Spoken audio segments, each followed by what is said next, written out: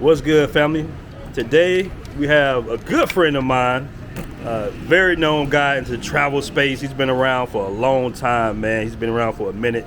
I would say he's one of the root guys of this. I guess you want to call it black travel YouTube. I don't know if you want to call it that, but I guess that's what it might be called. Yeah. I guess the travel sphere, travel space. Passportbros sphere, what it called. What up, Flip Flop? What's good with you, bro? Chilling, man. We out here in nice, sunny, hot Sosua. Hot ass motherfucker. It is hot. Sosua, man.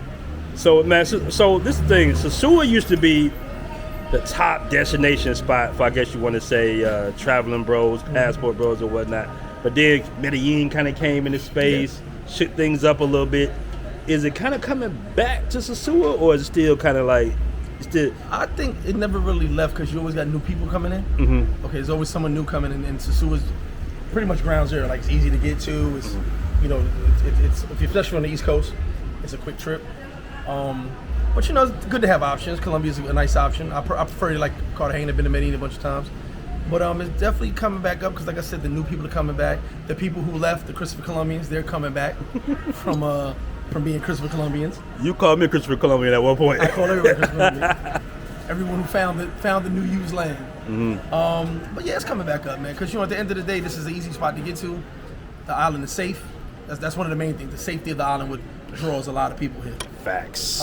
Not crashing on Colombia, but we do know Colombia is not the safest place. Mm-hmm. But yeah, it's definitely coming back. I feel it is. Okay. And I mean, Brazil, a lot of people don't really go to Brazil like that. Like, it's really mainly Colombia and DR right now. Yeah. Because the distance in Brazil. Right. One thing I can say is it is far. It took me a while to get used to it. Mm-hmm. Now they got the visa starting in 2025. It is definitely going to be that way. Mm-hmm. But the distance, Colombia is closer, here is closer. So because it's closer and easier flight, those two destinations will get the most amount of people.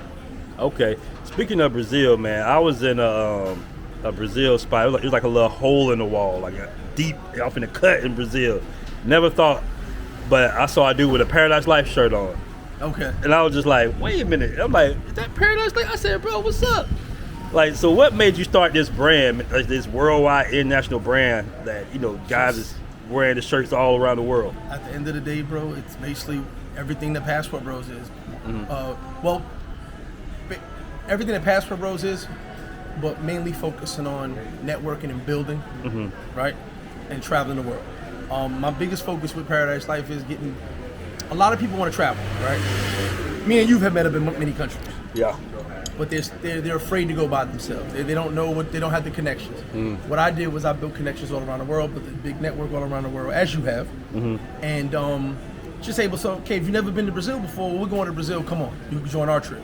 This way you're safe, we'll show you what you need to know, and guide you for that trip. Then the next time you go by yourself, I got guys who I've taken to countries, their first trip, they go back all the time without me now. You know what I'm saying? So that's kind of what it was, and just, we got a lot of expats all over the world. So we're setting up businesses. I got LLCs in about 5 countries now, I believe it is. Setting up businesses, setting up expats, getting guys different information, people who want to live in other countries or Airbnb in other countries, stuff like that. So that's kind of what it's about. Just building not just the brand, but building amongst each other and helping each other out in our travels and in our staycations. Have a good one, baby. All right, bro. Okay. And what would you say the definition? Because people always ask me definition of Passport Bros. I tell them, guys from the West looking for traditional relationships and maximizing their American dollar, leveraging their American dollar. I like that explanation. Yeah, that's my definition of that. I like that explanation. But what's like the I guess you want to say like the call or the mission statement for Paradise Life? Like, what's y'all? Traveling network. Traveling network. As you know, we do a lot of parties and stuff, but that's because we're celebrating. We're celebrating success and being like guys retiring and guys buying new houses and building homes and stuff like that. So basically, traveling network. That's our mission statement. That's what we try to do. Okay, cool. Now you was in Thailand too. If you had like to pick, we know your base is DR, but if you had to pick another base besides the DR, what would it be? Would it be Brazil, Colombia, or Thailand? Out of those 3, I would say Brazil, but I would say Brazil. But the problem with Brazil was I have to learn a whole new culture. Like, I love Brazil, but it's a totally different culture. Okay, I'm gonna talk about that later on down the line about how the difference in countries that everybody doesn't realize. And do I want to learn a whole new culture? At the moment, no. I know this culture. So the closest thing I could think of would be Cuba. By saying Cuba, meaning they speak Spanish, it's easy to move around in Cuba. Cuba's not that big. But I obviously have learned Cuban culture a little bit more. But I'd say the closest thing that I can get to here would be Cuba as far as me getting to learn the culture a little easier. Okay. But Brazil would definitely be there. It's just, do I want to, at this age, do I want to take the time to learn an entirely new culture? Okay. So what would you rank Thailand on the list of all that, though? Thailand is dope. In my opinion, I was in Pattaya and Bangkok, party cities. I heard Sosua on steroids, and if you love to party nonstop, 24 hours a day. Right. So if I had to rank it, Thailand definitely be up there in my top 5. It's just, it's far. You know what I'm saying? If Thailand was closer, maybe we was having a different conversation. But Thailand is very far. We talk about Brazil is far, Thailand's even further. Okay. All right, so let's go back for a minute, man. Let's rewind because you jumped right into it.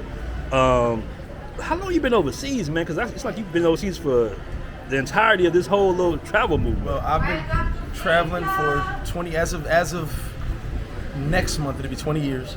I had my passport, my first passport. I've been coming here for 18 years and living here about 15 years now. A little over 15. I think going almost 16 years, going on 16. What made you want to start? Did you have relatives out here, or what made you want to? No, it was my first vacation was the Bahamas with my family, my mom's, my sister, my son.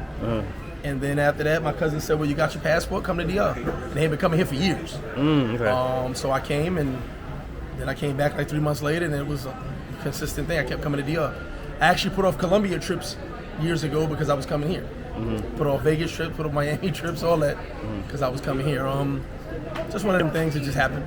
No real rhyme or reason to it, and definitely not planned. It kind of was just fell into place, you know. Okay. Is it like the New York influence? Like you grew up around a bunch of Dominicans? Actually, or believe it or not, I only knew 2 Dominicans my whole life. even in New York? I grew up around Colombians, Puerto Ricans, and Haitians. Those are my main friends, besides my black friends, my main friends. I knew 2 Dominicans my entire life before I moved here. So it really wasn't that. It was just comfortable. And to me, and the main reason I live, like my mom's moved down here with me. The main reason I live here is because the place is just, the people are just beautiful. You know what I'm saying? You can say what you want about, you never experienced the hustle, people trying to hustle. Yeah, that's cool. But overall, the people are beautiful. You know what I'm saying? The people take care of each other, they watch out for each other. I don't know how many people are going to feed a person. I don't know where you from, but where I'm from, you just ain't going to feed nobody sitting outside your house hanging out. They feed people here, they look out for people, you know what I'm saying? You get a flat, people just start stopping to help you. If someone try to rob you, people come try to beat up the robber, like, that ain't going to happen where I'm from. You know what I'm saying? So just the people are beautiful, you know what I'm saying? So I've seen it here, and it's the overall good people and happy people. That's what I really loved about it. All right, speaking on, where you from, man, where exactly, like what city, what area you from? I'm from Southside Jamaica, Queens, New York. Say the whole thing. So, man, I mean, that's a notorious little, area up in New York. Yes, I mean, it's well known all around the world because of hip-hop, basically. Yeah. Like, how was it growing up? Did you know 50, Nas? Did you run in the same circles? 50, we're not friends, but I know we know of each. We have mutual friends, so I know him. Okay. He actually ran up on my son one day because my son looked exactly like me when I was younger, and realized that was my son. It was rough, man. Like it's definitely the hood. You know what I'm saying? Growing up, I'm 40. I'll be 46. Growing up in the crack era, all that was definitely tough. You know what I'm saying? Facts. But we survived, so we here now. So one of the main reasons I travel the way I do is because of where I come from. Matter of fact, the LYFE in this, my original, I had a record label. It was called Street Life, LYFE, and I took that into now I'm traveling paradise life. Instead of living the street life, I'm living the paradise life. So it was rough growing up, but we survived. So that's all I can really say about that.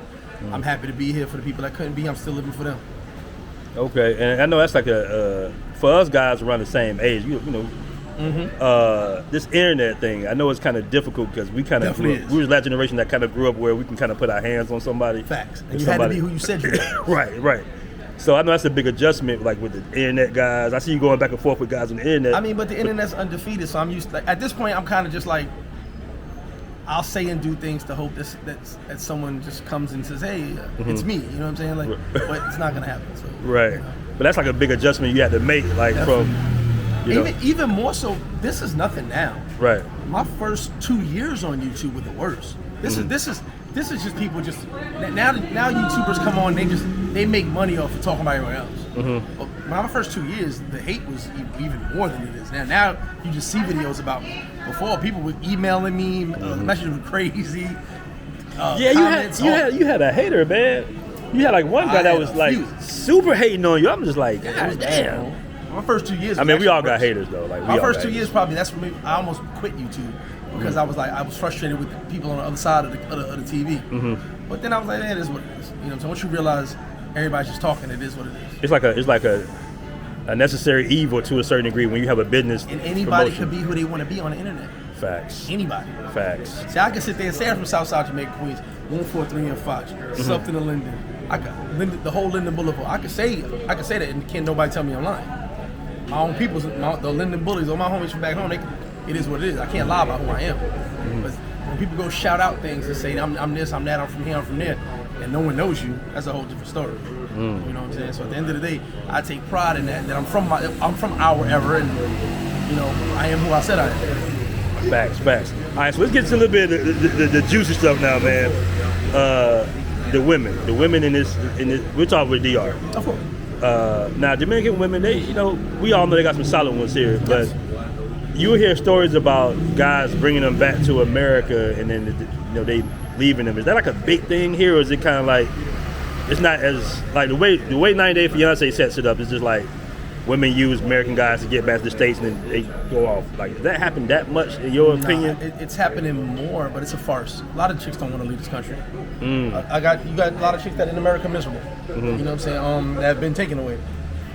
See, Dominicans are so family orientated that you take them away from their moms, their pops, their kids. Like, you take them away from their family that they're with every single day.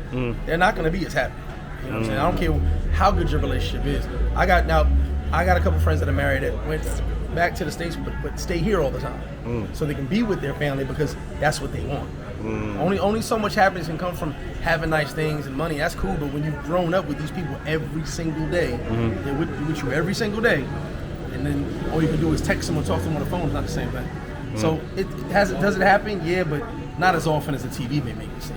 And like I said, a lot of chicks don't want to leave because they know they've heard the stories of people that went up there and were miserable, so they don't want to go. Some people go and come back. Now, if you can go and come back on your own leisure, cool. A lot of people don't want to go up there and stay. Okay. So I think that's a farce. Okay. Hey, you got this term. I don't think you created this term, but this Western Union Papi, man. Like, what is a Western Union Papi? That didn't come from me. I ain't going to say I invented that. Okay. Even it's not your girl, it's your turn. That was my friend that invented that one. Okay. Western Union Papi is someone that, hey, Papi, I need some money. So you ready? Listen, people send money. I don't knock it. What I knock is when you send money thinking that she's your girlfriend. Send money if you want to help somebody. Send money if you want to if you want to help out. Cool. That's, hey, she needs some food. Her kids need send some money. Cool. There's nothing wrong with that. You'll never hear me knock that. What I knock is the dude who send money and be like, yeah, that's my girlfriend. You know what I'm saying? You can't buy love. You can't buy a girlfriend. So you sending money thinking she cares about you, that's not going to happen. So that's where the Western Union Papi thing came from. Oh, okay. Like I said, I didn't invent the term though. It might have been Taylor that. It might have been Taylor that invented that, right? I think it was Taylor made. It's been around for a while, I don't know. Yeah. I just know when we talked about it, we were like, it comes from dudes really thinking that's their girlfriend. You know what I'm saying? They say, don't be a Western Union Papi. Right. You know what I mean? Okay. And speaking of girlfriends, do you suggest guys get girlfriends here or maybe other places on the island? Like, what's the best area to get the girlfriend? To me, San Domingo, but there really is no one area because here's the thing: you got to vet her out first. Right. You don't know who she really is, especially if you can't speak the language. You really don't know who she is. Oh, damn. My biggest thing is, and guys don't like when I say this, but having a girlfriend over Google Translate doesn't work because the miscommunication is crazy. What if she speak English? Cool, but her English not gonna be your English. Right. You get what I'm saying? So, unless someone's lived in the States and speaks English, like if they heard rap songs, that's cool. But they lived in the States and understand our terminology, how we say things. Put it like this: Mandarin. Mandarin is one word meaning 5 things. Like that's why a lot of people learn. My son learns Mandarin. I know a lot of people learn. I haven't learned, but a lot of people learn it because it's one word can mean 5 different things. It's how you say it. So in the English language, we could say a certain word that may mean 2 or 3 things, but it's how I say it. But I mean, offensively, or I'm just saying it normal, or suggesting whatever. They don't know that. We know that. Me talking to you, I know what you say in your tone and how you say it. They may not know that. Same as the Spanish word. If you say the Spanish word the wrong way, it may mean something offensive. So even if they speak English, you'll get a good portion of it, but they'd have to live in America a little bit of time to actually understand the nuances of our language. Same as here. You got to live here for a while to understand the nuances of the Spanish language. Okay. And how long did it take you to get, your Spanish down a little bit? Like a year or so, a couple years? I'll be honest. Because you put me on Gritty Spanish. That helped me out a lot. Shout out to Gritty Spanish. Growing up around Puerto Rico, Columbia, I understood since I can remember. Speaking it was my problem. Okay, and it was the weirdest thing, being able to understand everything and not be able to respond. But being here about a year straight, I was able to get the words together I needed to get. I'd call it mid-level after about a year. And then I knew what I wanted to say, but I had to say the pronunciation. That was my biggest problem. I'm having that problem now with Portuguese, pronunciation. That's all. Once you get the pronunciation down, because if you miss a vowel, that word means absolutely nothing. You may understand what the word means, because we're American. Certain words, if you say it the wrong way, we'll be like, oh yeah, I know what that means. But to them, it means absolutely nothing. It's literally, you're speaking dog language, nothing. So if you don't get the vowel right, the word means nothing. So just learning that nuance and understanding that if I don't add the ooh and the ah properly, I'm not saying anything. So, and like I said, I'm having that problem now with Portuguese where I keep going back into Spanish. You know what I'm saying? So it took me about a year being here, being able to speak really well, and then I got better and better and better as time went on. Okay. That's what's up, man. So, do you think knowing a language is like the most important thing to get into a relationship here? You want a real relationship? Yeah. How can you communicate? How can you know what's being said around you? How can you know if the cousin is not the boyfriend? Man, I've been hearing that so much. Yeah. I call it the Jose syndrome. Yeah. All right. So for men, it's the Jose syndrome. Jose is my cousin, but that's really the boyfriend. And for women, I call it the Maria syndrome. Maria is my cousin, but that's really the wife for the ladies. You know what I'm saying? So at the end of the day, Jose will sit there and be quiet because you're paying the bills. But how do you know? If you don't know what's going on around you. My biggest thing is, I had a Cuban friend years ago, blacker than me and you, and he didn't want nobody to know he spoke Spanish. And sure enough, he was sitting at the table, and these girls were talking about, as soon as he go to sleep, they're gonna rob him. I'm about to say something. He tapped me like, don't say nothing. And he was laughing. Me and him, so I'm like, in my mind, I'm like, why you do that? Because I knew what they said, and he definitely knew what they said. And he's like, got back to the room and said it in Spanish, hey, y'all gonna rob me? And it messed them up. They were like, what the hell? Right. So if you don't know what people saying around you, you'll never know. He took it as a joke. He knew they wasn't going wrong, but he wanted to let them know, I know what you said. And by the way, I'm Cuban. You know what I'm saying? So it kind of was one of them things where at least I know what's being said around me. That makes a lot of sense. If you can't speak the language, you won't know somebody talking about you and what they're saying or what's really going on around you.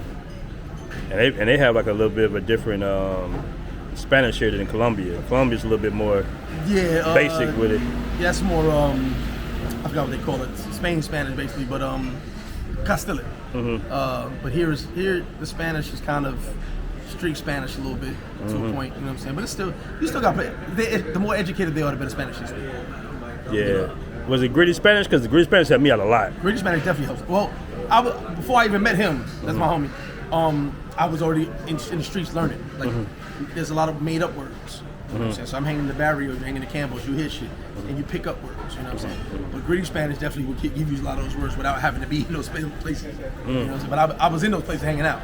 I've been in a good portion of this country, so I just go places by myself and just kick it. You know what I mean? Okay. And you'd be surprised at people you meet. So they put you on the words and you hear this and that. I'll actually ask people, what does that word mean? Like, because I've never heard that word before. And they'll put you on. Hey, this is what the word means over here. We don't know what it means over there, but because different areas of the country have different dialects a little bit, you know what I'm saying? So it depends where you go. Especially if you're in the mountain. Mountains speak way different. Oh, okay. So what's like another city that guys, I know you got Puerto Plata, Santiago, the main cities. Are there any other cities that guys can kind of look forward to maybe living in, and it's a nice little city that guys don't know about? Like one of my favorite cities that my boy actually lives in, he belongs to Bani. It's out of the way, but it reminds me of Sosua a lot. I call it Dominican Sosua. Clubs, bars everywhere, nice park. It's really dope, but you gotta have your Spanish shirt. I've taken a few guys that hung out. They got the hood pool, they got the luxury pool, actually called luxury. No, I could call something else, excuse me. But it's a real dope city, but you gotta have your Spanish shirt. Because you can hang in the hood, and you can cross the park and hang in and go into the big disco. It's still dope. Just you want to have your Spanish shirt because lot of people don't speak English. A lot of ball players come from Bonnie. But it's like it's a really dope city. Really dope city. I got a couple friends that live out there now. I haven't been in a few years, but I have a son in Bonnie. You know what I'm saying? But it's a really dope city. That's the only place I can speak of. It's like an hour from San Domingo, right? Yeah, because you got San Cristobal West, so yeah, hour and change. Okay. Hour and change. Okay. Now we gotta talk about this, man. Colombia. You've been going to Colombia. You never had any incidents in Colombia, right? No. Okay, so I mean, is it a way you move? Certainly, because guys going out there getting drugged, robbed. You know, matter of fact, Baba World said he had met 5 guys in the airport, and they had all got drugged and robbed. And they was like, man, we weren't even trying to do the whole paper play thing. We were just hanging out with some girls, and they decided to drug us. All right, well, I'll be blunt with you. So, first off, in my opinion, stay off Tinder. I've actually never bagged none of Tinder, but that's a lot. 2 things, and I've used Tinder when Tinder started. I don't remember, but in maybe 7 years I used Tinder, and I met 2 girls worldwide over Tinder ever. So I never was wanting to Tinder anyway. So stay off that. And most of the time when you're on Tinder, you're talking to a dude. You're not actually talking to a chick because the dudes have their accounts and set shit up. I mean, I think it's your approach. In my opinion, I always approach people with straight up honesty. And when I have talked to chicks, and people say stay with Parker Years, I don't care about that. I've talked to chicks with Parker Years. I've actually been honest. I've actually made a joke like, "Hey, I'm afraid to get drugged. That's why I don't want to talk to you." And they'll be like, "No, what do you mean? What's going on? What are you talking about?" And now I've implied that, hey, I don't want no issues. You know what I'm saying? Not that I'm really worried about it. I'm just gonna say it to them to see where their head is at. And nothing's ever happened. In Cartagena, I actually met a group of girls that were part of a drug crew. They were. We kicked it so much they were open and real with me. They said they would go to Medellin and drug dudes. You know what I'm saying? So they broke it all down to me. I was like, for real? And they was like, we get a phone call, we go to Medellin, the dudes come set it up, we drug the dudes, and then we go get paid. And they were just telling me the truth. Excuse me. So it goes down. Yeah, por favor. It goes down. You just gotta protect yourself. My personal opinion: just stay away from the ones that you think are sketchy. You know what I'm saying? But see, the problem is, even here, and drugging don't happen here, but wasting face. Guys only focus on the wasting face. They lose their for some reason, common sense ain't common. And when a pretty girl walks by, they lose all focus. You know what I'm saying? I'm trying to talk. I'm trying to see what's going on. So in my opinion, even over there, you got to vet them out. But I've never had an issue ever. Okay. And I've been in the hood on no issues at all. All right. So safety-wise, Brazil, Colombia, Thailand, here. Can you rank them in your aspects of safety? I've been to Thailand once, but in my personal opinion, Thailand is the safest. You tell me if I'm wrong, probably Thai people don't want to go to jail. Right, Thai safe. Nobody want to go to Bangkok jail. Nobody want to go to Bangkok jail over there. Even the Thai people, they ain't trying to hear that. That's the most famous jail in the world. Yeah, so I'd say Thailand, even though I've been there once, right. I could just peep how everybody was like, no drama, no nothing. I'd say here second, because like I said, we got tourist police here, so a lot of shit don't happen. When something happens to somebody here, ask them the full story. I always say that. And I never knock nobody. I be like, give me the full story. Don't leave the part out to make yourself seem like you was the good guy. So there's other sides of stories here. I'd say Brazil and Colombia. Now Brazil's dangerous, but we wouldn't be in the spots that are dangerous. A lot of guys ain't going to those spots. You know what I'm saying? Most areas you go into are the safe areas. I've been to a couple of those spots that are dangerous as hell, and I would never recommend nobody going there. Because you pretty much got to have your own security type shit. Colombia is safe to a point. I believe Cartagena is very safe. Of course, things can happen anywhere, obviously. Medellin's safe to a point, but it's these guys that get caught up with these girls that make it unsafe. You know what I'm saying? Because what you got to understand is, all right, so let's say this. Let's go country by country. And we're not going to leave Thailand out of that. People complain about Dominican women trying to hustle. Okay, so the women can try to hustle. Right? They're trying to get over on you. Colombian women trying to rob you. That's the mindset. Yeah, they don't care if you live or die. They just trying to get that money. Dominican women trying to get it about you. They trying to take it from you. Brazilian women, in my opinion, have a little bit of both. But there's not much take. There's a little bit more hustle, but let me see if I can get as much as I can. And that's just my opinion, like from what I've seen. And I ain't had no issue with Brazilian women anyway, but I'm just saying, if you put those three, Colombia is probably the one where women just straight up and down. I want to take that. You know what I'm saying? And not all. We're talking about those areas where people have issues in. You know what I'm saying? And if you notice, it's the same areas. It's Cali, it's Medellin. You know what I'm saying? So I haven't heard bad things about Bogota, so I can't speak on that. But at the end of the day, just gotta be careful because you gotta vet who you want. And even in this country, stop focusing on the waist and face and focus on who the person is. Because sometimes the person's showing you who they are. See see, a lot of guys ain't ready for that conversation. That's like that 35 and older conversation. Because the young guys want the big booties and to you find. And you heard me tell you, me and you had this conversation many times. Like, yo, yeah. People so focused on the looks, they lose common sense. This person's telling you they're going to hustle you, they're going to rob you, they're going to set you up. They're telling it to you by their actions, but you're not paying them any mind. You just like, damn, look at that, and you actually not realizing her actions to you or her emotions to you, she ain't feeling you. She just want to get something up out of you, but she just too busy looking at her butt, and that's a problem. And that's why a lot of guys get caught up. So what are like a few red flags you gotta look out for if you dating like most of the red flags are most of the red flags are just paying attention to what she does, her actions, her words. When you buy her a drink, when you offer her something, and she ready to go right now, she Russian. I call them the Russians, and I ain't talking about Putin. They Russian. Let's go. I'm talking about like the average Jamaican woman. Like that's what I'm saying. I'm talking about that. Watch her actions. Okay. I call them the Russians. They Russian you. Let's go. I don't want that. Excuse me. I don't want that. Why are you rushing? It's in my time. I want to chill. You know what I'm saying? So if someone's trying to push you to go do something right now, let's go, and you chilling, why would I want to deal with them? You can tell you're gonna have a bad time because that person's got somewhere to be. You feel me? So I just gotta pay attention to their actions in there. Like I said, if you're supposed to manage their words. You know what I mean? Are they in their phone the entire time they're with you, not even interacting with you? That's another sign. They're finding it out. By them only being in their phone, they finding it out, but you ain't paying it no mind. Because you like, yeah, look what I got. But they're literally in their phone trying to find it out to get away from you whenever they get their money. So that's what you got to pay attention. I mean, the signs are always there. I tell guys all the time, if you rewind, when you had a problem, if you rewind the night, the evidence is right there in front of you. You decided to ignore it. Okay. All right, so last question, brother. What advice you would give to these younger passport bros, these guys that are looking at us and saying, hey, man, I want to be like Flip Flop, I want to be like BMT. You know what I'm saying? Like, what kind of suggestions would you give? I mean, check out the videos. Hit people up for advice. Talk to vets who've been around. You know what I'm saying? You heard about these countries from somebody. Ask them info. Ask them how many times they've been there, what they know, what they really know. Do they have contacts? Get the information. And also, when you get on that plane, have common sense. You know, my biggest thing is this. And I don't care where anybody's from. Wherever you're from right now, wherever you watching this video at, whatever your neighborhood you're from, you grew up in, the nicest to the worst. Wherever you're at this very moment watching this video, think about the worst neighborhood closest to you. The worst neighborhood closest to you. Would you walk in there and do dumb shit? Would you walk in and just talk to a girl all crazy and just hate all this and all that and be disrespectful? No, you wouldn't. Would you wear a bunch of ice knowing you don't know nobody in this neighborhood? Would you floss money in front of these people in the worst neighborhood near you? Would you do those things? So don't do those things in these countries.